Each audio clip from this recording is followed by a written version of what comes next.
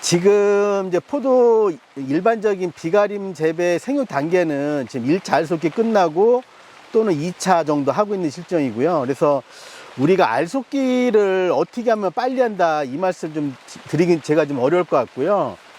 캔베럴리 기준으로 말씀드리면 400g 정도 우리가 수확을 한다면 한 송이당 포도알을 한 70개에서 75개 정도 그 정도로 착립시키면 좋겠습니다.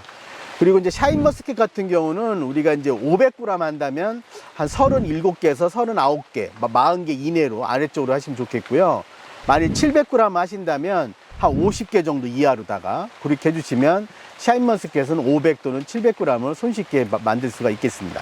그리고 이제 우리가 이제 샤인이나 캔베럴이 마찬가지로 우리가 포도를 수확한 후에 수확하고 나서 봉지를 벗겼을 때 포도알이 몇 개 떨어져 있다든지 아니면 포도 송이의 송이축이 검붉은색으로 변했든지 하면 우리가 큰 송이 썩은 병이나 꼭지마리병 등을 의심할 수가 있습니다. 그래서 이 큰 송이 썩은 병이나 꼭지마리병은 그렇게 강한 병원균은 아니기 때문에 약재를 살포하면 쉽게 방지할 수 있는데, 문제는 농가분들이 봉지 씌우기 전에 약재를 살포할 때 포도 송이쪽보다는 잎 위주로다가 살포하는 경우가 종종 있습니다.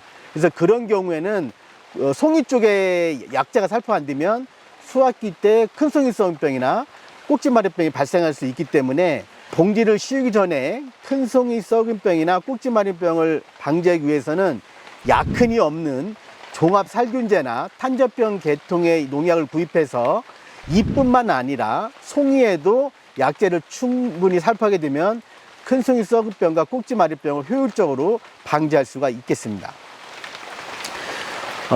우리가 현재 우리나라 이제 주 재배 품종이 샤인머스켓이고, 이제 두 번째 많이 재배하는 캔베럴리인데, 캔베럴리는 이제 가립중이 한 5.5g 정도니까 농가에서 비대량에 대한 그 관심은 크진 않습니다만, 물론 전혀 없진 않죠. 크진 않은데, 샤인머스켓은 좀 사정이 다릅니다. 샤인머스켓은 좀 알이 굵게 되면 뭐 18g에서 20g도 가고, 또 작으면 10g 정도도 되기 때문에 농가에서 샤인머스켓은 우리가 1, 2차 지배련인 처리가 끝난 후에 이 비대량에 대해서 농가들이 상당히 관심을 많이 가지고 있습니다.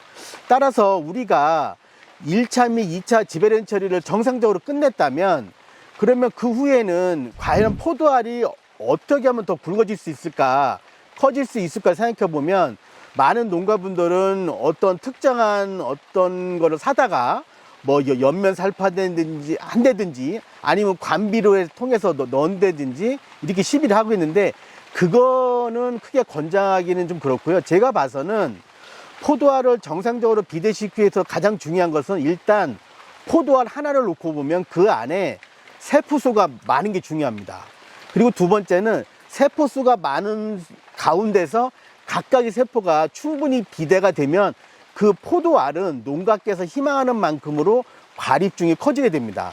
그러면 우리가 어떻게 세포 분해를 통해서 많은 세포수와 각각의 세포수를 크게 하느냐, 그것은 우리가 광합성을 통해서 포도당을 많이 얻는 게 중요합니다. 따라서 광합성을 효율적으로 하기 위해서는 광합성인 재료인 이산화탄소와 물이 충분히 공급돼야 됩니다. 우리가 현실적으로 보면 이산화탄소 같은 경우는 현재 지구상에서 너무 많기 때문에 많은 분들이 우려를 하고 있습니다. 그래서 우리가 이산화탄소는 따로 시비하지 않아도 충분하고, 이제 문제는 물입니다. 그러니까 농가분들이 보통 물을 주면 뭐 열과라든지 아니면 뭐 당도가 떨어진다, 여러 가지 이유를 대면서 간섭을 안 하시는데, 실제적으로 물을 안 주게 되면 광합성인 재료인 물이 없으면 광합성을 효율적으로 할 수가 없습니다. 그래서 효율적으로 광합성이 안 되면 포도당을 못 만들어서 세포 분열도 농가가 희망하는 만큼 충분히 못하고 비대량도 떨어지게 됩니다. 따라서 우리가 광합성을 효율적으로 하기 위해서는 최소한 5일마다 300평에 20도씩 물을 주는 것을 권장하고 있습니다. 지금 이제 농가께서 또 이제 봉지 씌우기 전이나 아니면 봉지 씌우고 난 직후에 우리가 이제 포도송이를 보면 간혹 가다가 포도송이에 있어서 뭐 상, 중, 하를 가리지 않고 포도알이 갈색으로 변하면서 한 2, 3일 지나면 움푹 들어가는 경우가 있습니다. 그 경우는 대부분 축가 증상으로 볼 수 있습니다. 그래서 축가 증상의 발생 원인은 수분 부족에 가장 큰 영향을 줍니다. 그래서 우리가 수분 부족도 두 가지로 좀 구분해서 볼 수가 있습니다. 그러니까 농가께서 아예 절대량이 적어서 생육 초기부터 수분이 부족할 수도 있고, 그렇지만 이런 경우는 많지는 않지만 두 번째 경우는 많습니다. 두 번째 경우는 어떤 경우냐면 생육 초기에는 수분이 맞았는데, 관수량이 맞았는데 지금 와서 맞지 않는 거예요. 그러니까 왜냐하면 생육 초기에 맞은 관수량을 지금까지 그대로 끌고 오게 되면 이게 관수량이 적을 수가 있습니다. 왜냐면 지금 시점은 생육 초기에 비해서 포도 잎수도 많아졌고 포도 잎도 커졌고 또한 일부 기온도 올라가 있습니다. 이런 세 가지 요인 때문에 생육 초기보다 증산량이 현저히 커졌거든요. 그래서 이 생육 초기보다 커진 그 증산량을 보충해서 물을 추가로 주지 않으면 지금 와서 그 수분 부족이 나타날 수가 있고, 이것이 좀 더 심해지면 축가 증상으로 올 수가 있습니다.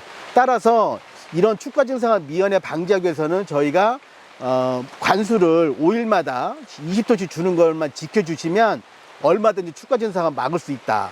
그리고 또 하나는 우리가 그 축가 증상이 포도잎이 많아도 나타날 수가 있거든요. 포도잎이 많다는 것은 그만큼 증산량이 크다는 겁니다. 그래서 우리가 필요한 포도 잎수, 만약 샤인머스켓이라면 신초당 포도잎을 13개에서 15장을 받거든요. 그러면 이것은 우리가 1차 GA 처리 끝나고 일주일 또는 10일이면 이 잎수를 확보할 수가 있습니다. 그래서 그 시점에서 내가 희망하는 잎수를 미리 조절해 놓으면, 그래서 잎이 더 이상 증가되지 않으면 축가 증상을 막는데도 효과가 있겠습니다. 이제 지금 이 밭은 아직 봉지를 싸지는 않았는데요. 캔베라를 밭이고 아직 이제 생리장애가 본격적으로 나올 시기가 안 돼서 그런지 모르지만 아직은 생리장애는 나오지 않는 것 같습니다. 제 경험상으로 봐서는 포도잎에 나타나는 생리장애가 여러 가지가 있습니다. 뭐 마그네슘 결핍이라든지 가리 결핍, 기타 등등 여러 가지가 있지만 제가 어떤 특정 무기 성분이 생리장애가 나타나서 어떤 특정 성분을 주어서 치료된 경우는 제 기억으로는 철 결핍 하나입니다. 그리고 나머지 무기 성분 과부족에 의한 생리장애는 제가 이론적으로 책에서 배웠던 지식을 동원해서 처리를 해도 잘 치유가 안 됩니다. 그래서 저는 이제 농가분들께 어떤 말씀을 드리고 싶냐면, 철결핍을 제외한 나머지 입에 나타난 무기 성분 과부족에 의한 생리장애는 좀 더 관대해질 필요가 있다. 왜냐면 우리 포도밭에 과연 포도 잎수가 몇 개가 있는가 한번 생각해 보셔야 됩니다. 보통 이런 신초가 포도 300평에 대략 4,000개가 있고요. 이런 신초마다 포도잎이 최소 12장 정도가 붙어 있습니다. 그 얘기는 뭐냐면 300평에 포도잎이 48,000장이 있다는 뜻이고요.